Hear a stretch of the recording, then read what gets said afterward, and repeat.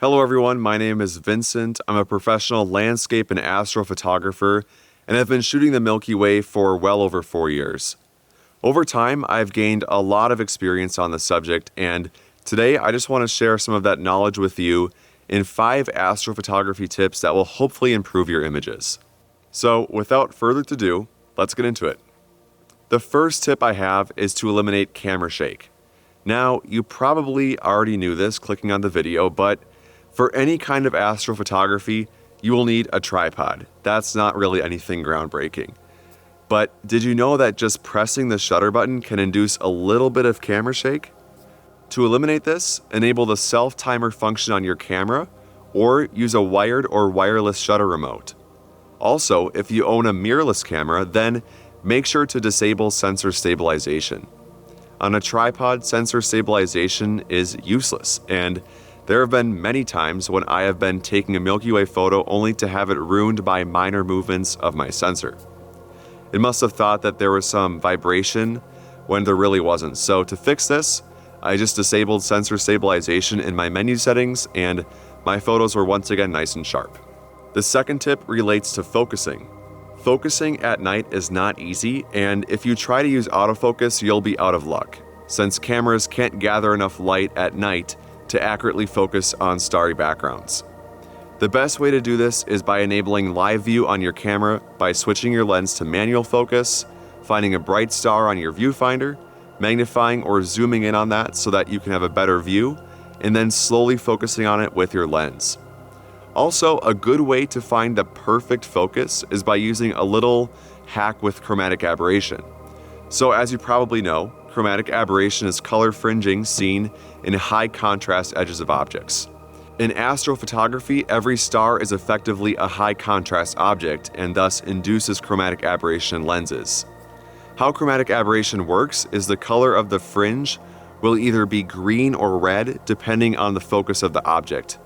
Typically, objects further away that are out of focus are green, and objects closer to you that are out of focus are red. So what you can do when you're focusing on stars is watch the amount of green and red chromatic aberration, and once you see the most even amount of green and red, or minimal amount of fringing, you will know you're perfectly focused. Now, if you have a lens that doesn't have a lot of chromatic aberration, then that's actually a good problem in this case, but you won't be able to use this trick as effectively as with some other lower quality lenses. My third astrophotography tip is to use a star tracker. Star trackers are great little devices that allow you to capture images with long shutter speeds, ones that would normally cause the stars to trail. You see, the Earth rotates, and this rotation, even though it's imperceptible to our own eyes, is visible in long exposures. Long exposures capture the movement of the stars, and the longer the focal length, the more exaggerated this movement will be. You can counteract this movement by choosing the right shutter speed, and a classic way of determining this value is with the 500 rule, which is simply 500 divided by the focal length of your lens, which equals your shutter speed in seconds. But with a star tracker, you aren't limited to the 500 rule. You can just set your shutter speed well beyond this threshold. Now, a star tracker works by rotating the camera at the same rate as the Earth's rotation.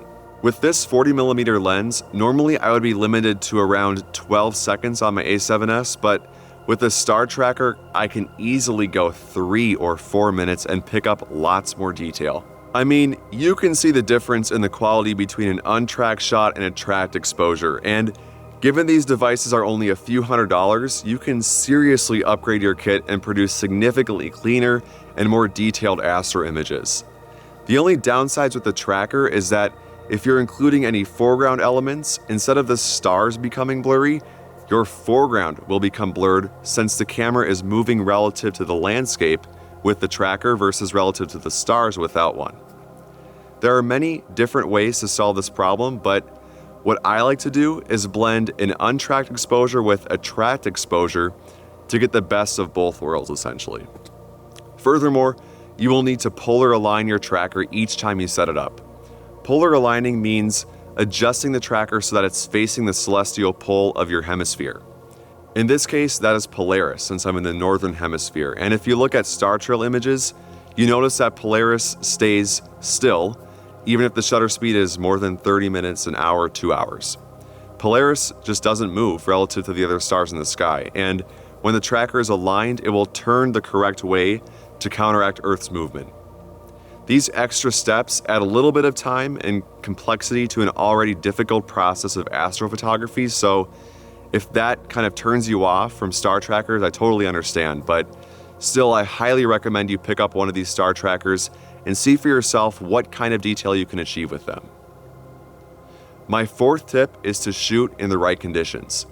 It's pretty obvious, but a full moon for astrophotography isn't the greatest, but there are more factors to just the right conditions than the phase of the moon. First, regarding the moon, it's best to shoot with as small of a moon as possible for the best sky detail. Try and aim for a new moon, but also first and third quarter moons are great for illuminating some of the foreground if you're shooting landscape astro.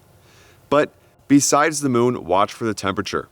The colder the air, typically the less humidity you will have and the better your camera will operate. Humidity in the air creates turbulence in the atmosphere, which can cause a lack of night sky detail. If you ever see stars twinkling at night, then that's turbulence in action. The water vapor in the air causing minor changes in the brightness of the star, causing flickering or twinkling. Altitude also makes a big difference in astrophotography, with higher altitude areas being better for shooting the stars. This is something I have experienced firsthand, and I notice a big difference shooting here in Minnesota at around 1,000 feet in elevation versus Colorado at 8,000 or sometimes 10,000 feet in elevation. At higher elevations, the air can't hold as much water, for one, and astro, since you're shooting through less atmosphere, the stars will appear brighter and you'll see much more detail in the Milky Way. Now, obviously you can't move your house to the mountains, and for me, it's pretty much flat everywhere around me, but if you do have access to mountains, the stars should be clearer the higher you go. The fifth tip I have is to stay safe. Yes, I know it's kind of a lame tip, but it's really extremely important. I was in the camp that didn't really care about safety and it wouldn't be a priority while shooting the stars, but after enough time, I have learned it's critical.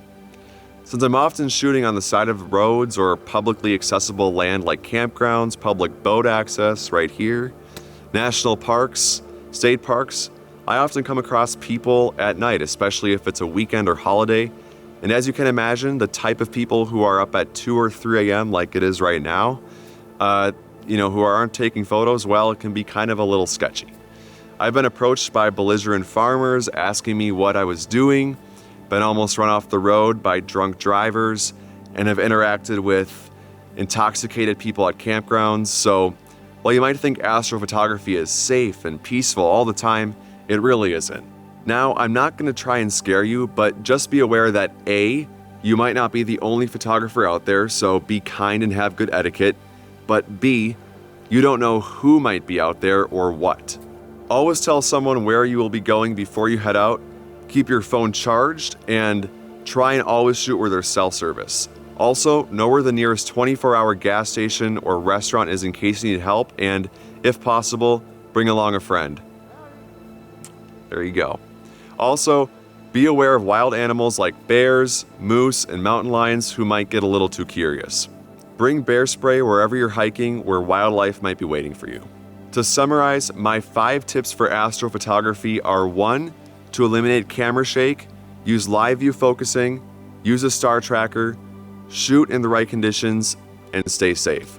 Hopefully you learned something from this video, and if you have any other tips that you'd like to share, sound off in the comments. Even though I've been doing this for a while, I'm always learning new things, and what better way to improve than from my own viewers. Thanks for watching, and I wish all of you clear skies. Thank you so much for watching this Apalapse photography video. If you would like to support the channel, the best way is through subscribing with notifications so that you don't miss any new content. Feel free to rate and share the video, and if you have any feedback, I will try my hardest to respond to your comments and incorporate any suggestions into future videos. If you prefer to read my content instead of watching it, or want to view other helpful articles, tutorials, and learn more about Apalapse, then visit my new website, apalapse.org. To follow me on my photography adventures, visit my Instagram page at Vincent Ledvina and also my print store. Finally, consider joining my Patreon for one-on-one support and extra content. Check out my Buy Me a Coffee page, visit my merch store to buy clothing with unique Apalapse style designs, and as always, PayPal donations are an option.